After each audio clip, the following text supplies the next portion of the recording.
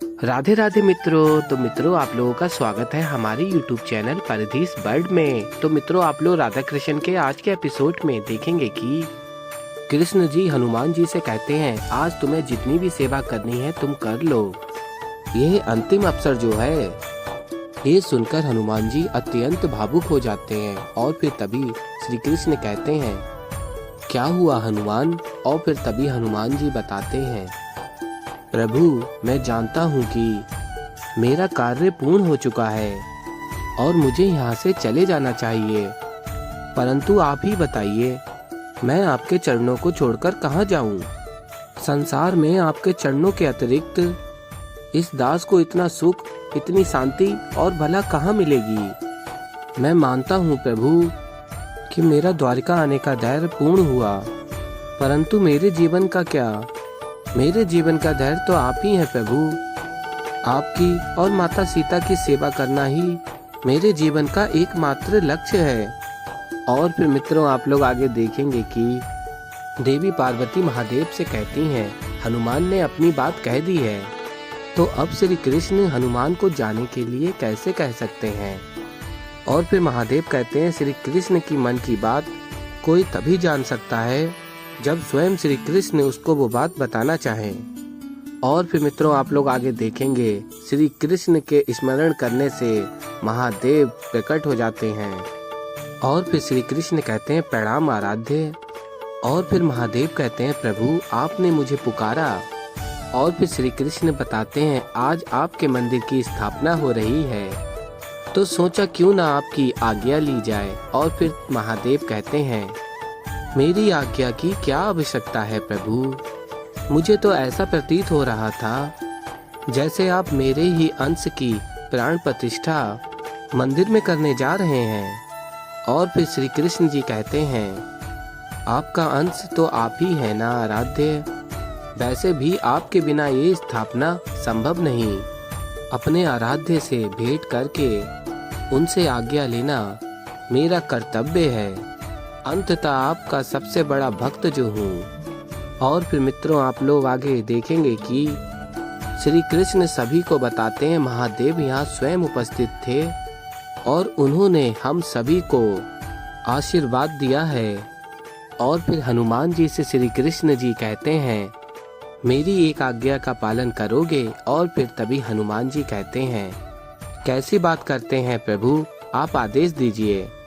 और फिर कृष्ण जी कहते हैं, प्रिय हनुमान, एक अत्यंत विशेष बात है जो मैं अपने हृदय से आज निकालना चाहता हूँ, कहना चाहता हूँ सभी के समक्ष।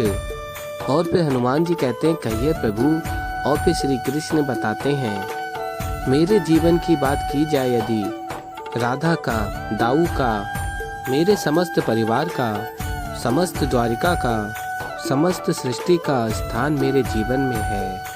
यदि तुम्हारी बात की जाए तो तुम्हारा स्थान सबसे भिन्न है। तुम्हारा स्थान मेरे हृदय में है। तुम मेरे हृदय में विराजमान हो हनुमान। इसीलिए आज एक कार्य तुम्हें सौंपना चाहता हूँ, क्योंकि वो कार्य एक तुम्हारे जैसा महान भक्त ही पूर्ण कर सकता है। और फिर हनुमान जी कहते हैं, अवश्य प्रभु, आज्ञा दीजिए। और फिर मित्रों, आप लोग आगे देखेंगे, कृष्ण जी कहते हैं, आज इस मंदिर में आपकी प्राण प्रतिष्ठा करना चाहता हूँ हनुमान।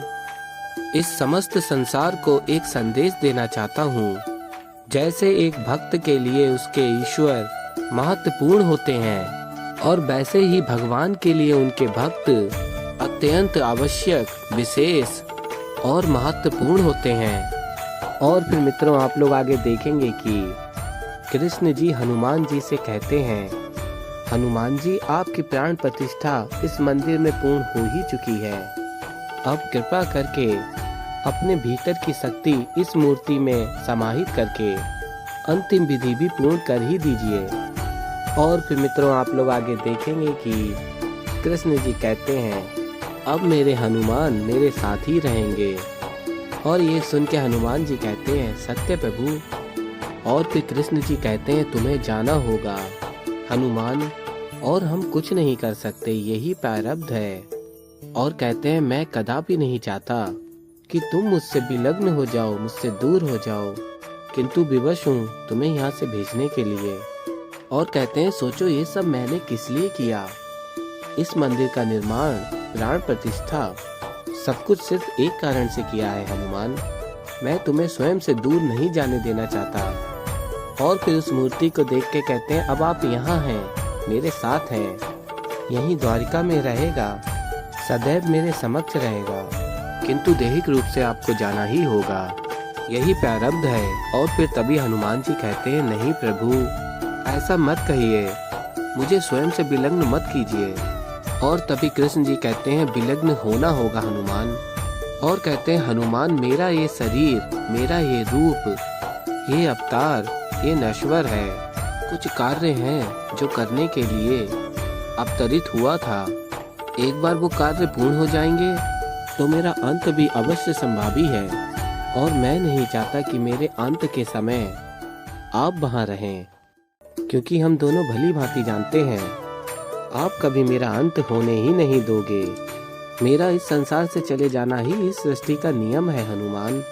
और मैं तो सृष्टि का संचालक हूँ, नियम को टूटने कैसे दे सकता हूँ। और फिर मित्रों आप लोग आगे देखेंगे कि हनुमान जी कहते हैं नियम संचालन आप जाने प्रभु, मैं तो केवल एक बात जानता हूँ, मैं अपने प्रभु के जीवन में कोई आँच नहीं आने दूंगा। और फिर आगे आप लोग देखेंगे हनुमान जी सबसे आज्ञा लेके द्वारिका से चले जाते हैं। और जाते जाते हनुमान जी कहते हैं मैं श्री राम भक्त हनुमान आप सबसे विदा लेता हूँ, इस वचन के साथ यदि भविष्य में कभी भी मेरे प्रभु पर कोई संकट आया तो उनका ये दास पवन वेग से आकाश को चीरता हुआ, सातों समुद्रों को लांघता हुआ पुनः लौट कर आएगा।